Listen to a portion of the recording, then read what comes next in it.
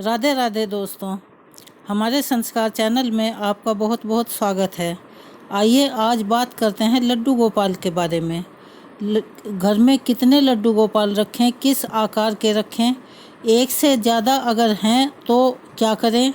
आइए जानते हैं पूजा के और सेवा के नियम, ताकि सेवा का पूरा फल मिल सके। भगवान कृष्ण के बाल स्वरूप को लड्डू गोपाल कहा जाता है। बहुत से लोग अपने घरों में भगवान कृष्ण के लड्डू गोपाल रूप को रखते हैं और श्रद्धा भक्ति के साथ उनकी पूजा करते हैं, खूब सेवा भी करते हैं। लड्डू गोपाल की मूर्ति को घर में रखना बहुत ही अच्छा माना गया है। इसके शुभ परिणाम होते हैं। इसके कई तरह के फायदे होते हैं। यदि लड्डू गोपाल को घर में रखे हुए कई तरह के नियमों का पालन करना पड़ता है। लड्डू गोपाल को घर में रखने के बाद इन्हें अपने परिवार का एक सदस्य मानकर बिल्कुल बालक की तरह से ही इनका प्यार दुलार, इनकी सेवा शुश्रूषा और इनका ध्यान रखना पड़ता है। कई बार लोग क्या करते हैं कि अपने घर में एक से ज़्यादा लड्डू गोपाल की मूर्ति रख लेते हैं।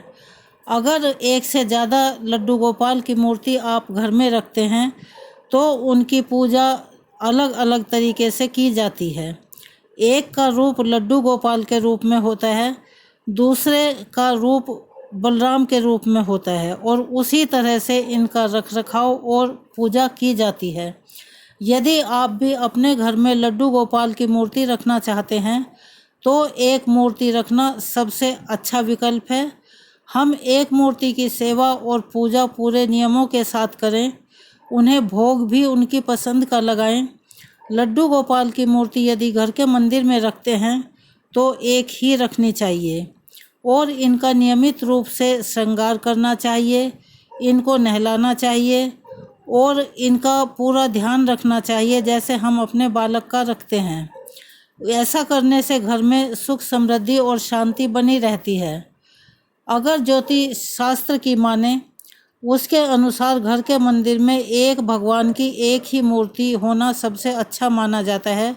लेकिन यदि आप लड्डू गोपाल की एक से ज़्यादा मूर्तियां रखना चाह रहे हैं तो इन दोनों मूर्तियों की पूजा अलग अलग रूपों में होती है।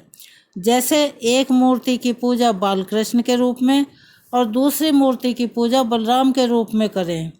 ऐसा करने से आपको अपनी पूजा का पूरा फल मिलेगा। लड्डू गोपाल की मूर्ति अपने घर के मंदिर में रखते समय कुछ बातों का ध्यान रखना बहुत आवश्यक है। लड्डू गोपाल की मूर्ति बहुत ज़्यादा बड़ी नहीं रखनी चाहिए। ज़्यादा से ज़्यादा 3 इंच तक की मूर्ति घर में रखनी चाहिए। यह शुभ होती है और अच्छे परिणाम देती है। इससे बड़ी किसी भी मूर्ति की पूजा या स्थापना घर के मंदिर में नहीं करनी चाहिए। लड्डू गोपाल को घर के मंदिर में रखते समय कुछ विशेष नियमों का पालन करना बहुत ज़्यादा ज़रूरी हो जाता है। लड्डू गोपाल को नियमित रूप से स्नान कराना, प्रतिदिन इनके कपड़े बदलने, लड्डू गोपाल को दिन में कम से कम 4 बार भोग लगाना, भोग में सात्विक भोजन और मिष्ठान खिलाना, लड्डू गोपाल का श्रृंगार भी प्रतिदिन करना चाहिए।